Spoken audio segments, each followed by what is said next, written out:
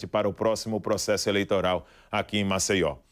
E por falar em situações que nós estamos acompanhando e que tem gerado também um certo desconforto, um receio na população, o aumento significativo, principalmente para aquilo que é considerado também para uma questão de segurança social nos planos de saúde, tem gerado insatisfação em centenas ou se não milhares de pessoas. Em alguns locais, o aumento chega até a ter 300% de aumento em relação aos valores praticados. Para especialistas, isso acaba sendo um retrato dos reajustes abusivos aplicados pelas operadoras nos chamados contratos coletivos. Para falar conosco a respeito desse assunto, nós temos o prazer de receber aqui no estúdio a advogada Gabriela Rezende. Gabriela, seja bem-vinda aqui ao nosso estúdio. É um prazer em te receber mais uma vez. Vamos falar um pouquinho sobre esse aumento. Um aumento, sim, que para muitos pode ser considerado um aumento abusivo nos planos de saúde. É legal acontecer esse reajuste tão significativo para o bolso, principalmente das pessoas idosas? Boa tarde. Boa tarde, Mar. A gente tem que analisar qual é o tipo de contrato. Como você bem pontuou, a situação dos contratos coletivos, esse percentual de reajuste, ele não é vinculado à ANS. Então, esses reajustes estão acontecendo de forma exacerbada, de forma não registrada. Os planos de saúde precisam comprovar como é que eles chegam nesse cálculo. Então, eles simplesmente apontam lá o percentual de reajuste que você até mencionou, nos 300%, sem calcular, sem demonstrar ao beneficiário como é que ele chegou nesse percentual. E é esse o grande problema. Agora, quando estamos falando de um reajuste em torno de 300%, Gabriela, isso também se aplica às questões dos contratos coletivos e por que também os contratos coletivos em que se tem mais pessoas inseridas em um mesmo plano passaram a ter também aumentos tão significativos como esse? Widerlan, é excelente a sua pergunta. A gente tem que entender o seguinte, existem planos coletivos que eles têm menos de 30 vidas. Esses planos, eles são equiparados aos planos individuais. Então, para a lei, existe uma diferença daquele plano que é coletivo com menos de 30 vidas e com mais de 30 vidas. Então, por que ele não se subsume, que ele não se submete à ANS?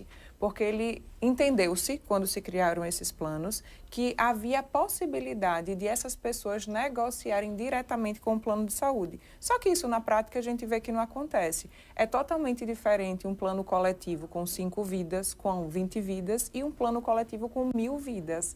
A possibilidade de negociação daquele grupo com um plano de saúde, com uma operadora, é totalmente diferente, né?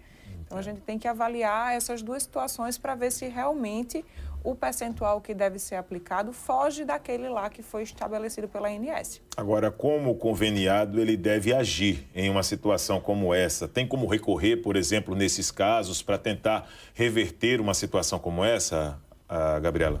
O beneficiário, ele tem que primeiro olhar a questão do plano dele. Se ele é um plano com menos vidas, até 30 vidas ou mais. É interessante a gente destacar sempre, deixar muito claro que para os planos coletivos com menos de 30 vidas, o percentual que deve ser aplicado, isso aí a gente tem jurisprudência bastante favorável, é o percentual de reajuste que é estabelecido pela ANS, ou seja, para o ano de 2024, o percentual de 6,92%. E muitas das pessoas não sabem dessa informação e acabam se submetendo a um reajuste de 30%, 40%, 50%, 60%, sem saber que poderiam estar pagando só o reajuste de 6,92%.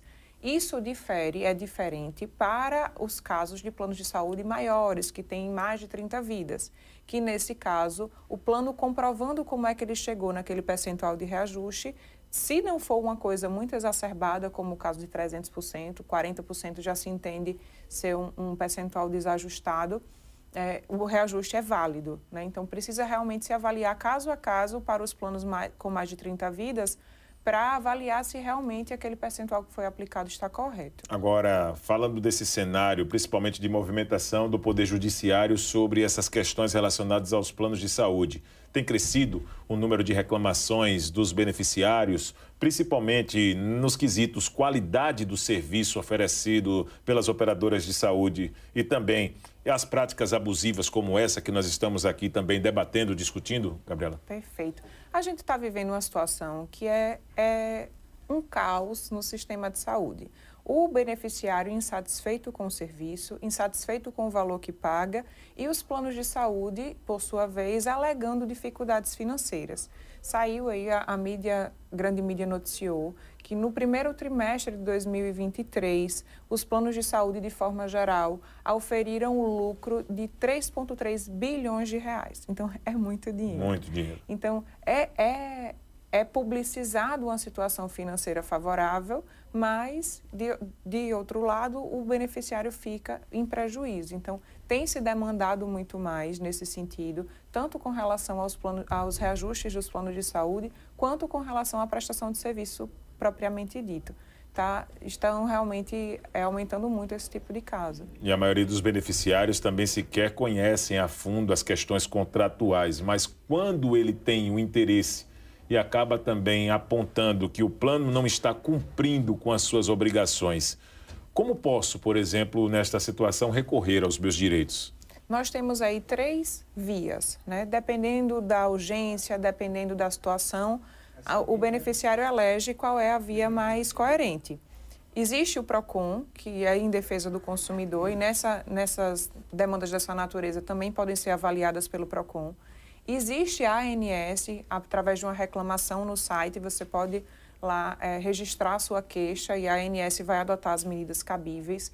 E quando é o caso de urgência, quando a situação demanda uma análise mais detalhada ou até quando gera uma indenização, é necessário mover o Poder Judiciário, então entrar com um processo para que aquela situação específica seja avaliada por um juiz e seja decidido qual é o direito daquele beneficiário. É real a possibilidade, para a gente encerrar a sua participação, Gabriela, já te agradecendo antecipadamente, mas é real o cancelamento de muitos planos de saúde por parte principalmente das pessoas idosas. Digo isso por conta de uma experiência dentro da própria casa. Tem uma mãe, 66 anos, e pagava R$ 2.400, R$ 2.500 plano de saúde. Agora passou para R$ 3.700. Não vai ter condição de pagar o plano de saúde. Então, é real a possibilidade de muitas suspensões ou mudanças, por exemplo, nas modalidades oferecidas pelas operadoras de plano de saúde, pela pessoa idosa, principalmente? O Iderlan, infelizmente, isso tem acontecido muito, sobretudo com beneficiários idosos,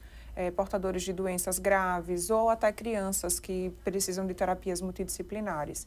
Então, essa onda de cancelamento unilateral dos planos de saúde, sobretudo quando coletivos, vem sendo uma prática. E essa prática é ilegal porque a pessoa que está em tratamento, está em internação, ela não pode ter o plano de saúde cancelado de forma unilateral. Então, o caso deve ser analisado nas suas particularidades. Então, é interessante que as pessoas saibam que, independente, né, de receber uma carta dizendo que o plano vai ser cancelado, talvez exista a possibilidade de se reverter essa decisão e manter o plano. É sempre um prazer estar aqui com você, viu? Muito obrigada. E parabéns, tá, pelo conteúdo que você tem prestado serviço, né, através da sua atividade como advogada para a sociedade alagoana. Estamos sempre à disposição, não precisamos nem reforçar, né? As portas do Gazeta News, edição da tarde, sempre abertas, tá certo, Gabriela? Muito obrigada. Vamos difundir informação para as pessoas. Vamos sim. Informação acaba sendo muito importante, né? E com a participação da advogada Gabriela Rezende, nós vamos trazendo aqui também mais detalhes nesta edição da tarde do Gazeta News, até porque estamos acompanhando muita movimentação aqui na capital Maceió, e depois de falarmos sobre os aumentos provocados principalmente nos chamados planos coletivos, as pessoas idosas estão sofrendo bastante, né? Quem é idoso sabe do que eu estou falando, com esse aumento do plano de saúde, em algumas modalidades passando até um reajuste de 300%. 300%. Muito assalariado terá que escolher se vai pagar o plano de saúde para manter uma segurança quando for um caso de necessidade, ou se terá que correr o risco de suspender o seu plano de saúde e ter que parar na saúde pública para poder tentar minimizar uma questão que pode ser uma questão importante, principalmente porque está estabelecido na Constituição, né, de 1988, todo cidadão precisa e tem direito à saúde, e que muitas vezes na prática isso acaba sendo um custo muito alto. Nós vamos trazer agora, falando em custo, né, a nota que a Prefeitura Municipal de Maceió, através da Secretaria da Fazenda do município,